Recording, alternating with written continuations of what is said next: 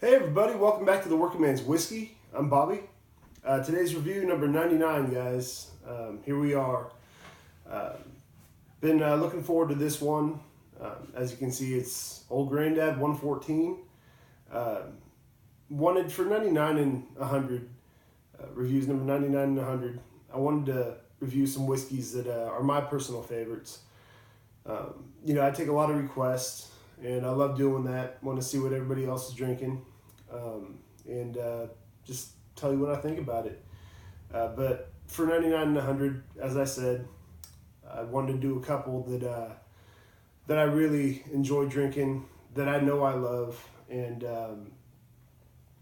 so this is not number 99 here, Old Granddad 114, and number 100. I've narrowed it down to three of my favorite whiskeys, and those ones will be. I want you guys to decide, vote on it. Let me know, what you want me to do for 100, and that's going to be between Booker's E.H. Taylor Small Batch, and guys, I wanted to kind of throw a third hat into the ring, just to make it more interesting. So either Booker's E.H. Taylor Small Batch, or third one's going to be Blanton. So let me know what you think between those three. And hopefully I'll get to that one before too long. Got a pretty busy weekend coming up. And this is kind of my chance. It's only Wednesday, but these days fill up so fast. So this is my last chance really to get a review in before the weekend. And here we are. Let's talk a little bit about Old Granddad 114. Old Granddad 114 is pretty much the top of the line as far as the Old Granddad line goes. Old Granddad is a product of, it's owned by Jim Beam. It's produced by Jim Beam now. But it's been around forever, guys. Old Granddad was named after Old Granddad was Basil Hayden. That guy right there. We've reviewed the 86, the Old Granddad Bonded, which is 100 proof, of course. And then we've reviewed the Basil Hayden bourbon, also by Jim Beam. And Basil Hayden lived in the 1800s. Came out with, he started distilling whiskey, I believe, in about 1796. Had his own rye heavy mash bill. And years later, his grandson, a guy named Raymond B. Hayden, he wanted to create a whiskey kind of as a tribute to his grandfather. And that was about 1840 or so. And he created the whiskey using a rye heavy mash bill, and called the Old Granddad. Was said to be pretty close to his grandfather's bourbon recipe. So all these years later, Beam owns it, and they say that what they put out in those bottles is pretty close to the original recipe, with a few modifications. And this one here, guys, the 114, I think I told you in the Old Granddad Bonded review that that was my favorite of the Old Granddad products, because I'd only had the 114 one time, and I really couldn't remember clearly how much I liked the 114. So I did a little comparison, tried both out at the same time, and the 114, as good as the 100 proof bonded is, the 114 pretty much blows it away, in my opinion. The 114 it's so good. I mean, it's really, really good, guys, and I'm going to tell you before I even start to review this, that if you can find this, definitely try it out. I've heard rumors that they're talking about discontinuing the 114. I hope they're not true. But if they are, I would get out there and find this stuff and definitely try it out. Buy a bottle, buy 2 bottles if they're really getting rid of it. I don't know why they'd get rid of it. Probably because it's so good and they're not making much money off of it. I got this bottle here for $28.99 before tax, so probably like $31, something like that. So anyway, guys, giving you a little bit of the history, and let's see, is there anything else?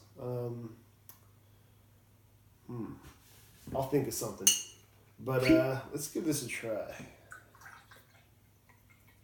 114, guys, 114 proof is what this is. So, and the mash bill, by the way, as I said, Basil Hayden really liked a rye heavy mash bill for his whiskey, and this is no exception.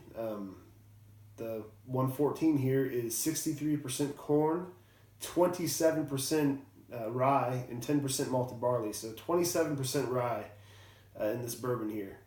Pretty high bourbon content. With the proofing and the high rye, you know this is going to be a little spicy, guys. So if you're one who likes to have a little water in your bourbon, this is one that you probably would like to add a little bit of water to. I don't like to add water to this one. I just love it as is. I mean, this is great stuff. So I'm just going to leave it as is, guys. I'll read you the back of this bottle here. It says, Old Grandad 114 is made from a unique recipe that uses more of the costly small grains which create a distinctive flavor and body. This fine bourbon is bottled at 114 proof to preserve every drop of that unique character. Look for a lot number on each bottle signifying the authenticity of Old Grandad 114. And this says it's a lot number 1. So, yeah. So, kind of a cool little seal there on the bottle, too. I really like this bottle. And for those of you who like the appearance of a cork more in your bourbon, I don't care as long as the product is good. But some people do care. And this one has a nice little cork, so pretty nice sound there too. So anyway, let's take a look at this color here, guys. And this is pretty dark. This is a medium to dark amber right here. 6-year-old whiskey, I believe, guys. Pretty sure it's aged 6 years. And on the nose, it's funny, guys. It definitely has some spice on the nose. Some rye spice, but you know what? The 114 proof and high rye content, I would expect a bigger rye nose on this one, and that's not a bad thing. I mean, I'm just saying it doesn't blow you out of the water on the nose there, but you definitely get some really good brown sugar, molasses type notes on the nose there. Definitely some rye, as I said. A little bit of that barrel, some oak in there. Some good vanilla as well. This is one of those whiskeys that has it all, guys. I mean, it's got some kind of fruity notes to it too. Like a dark, maybe like cherry type note to it. Let's just get down to business and take a taste.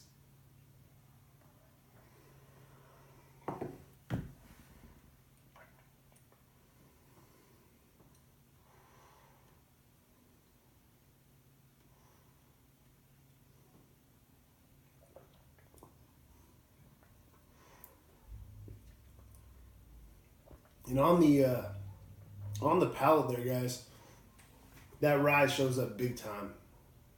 A lot more powerful than it was on the nose. And it's a great flavor, great spice. It's got a lot of rye spice, but also some bacon spice to it. Some definitely good sweetness, good caramel, brown sugar, burnt sugar, It's just it's an awesome bourbon. It's a great bourbon. Take another taste.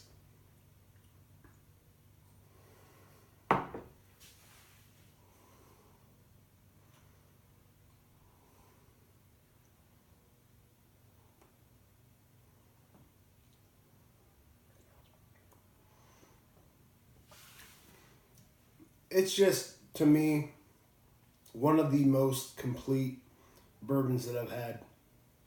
You know, it's got the spice, the sweetness that you want.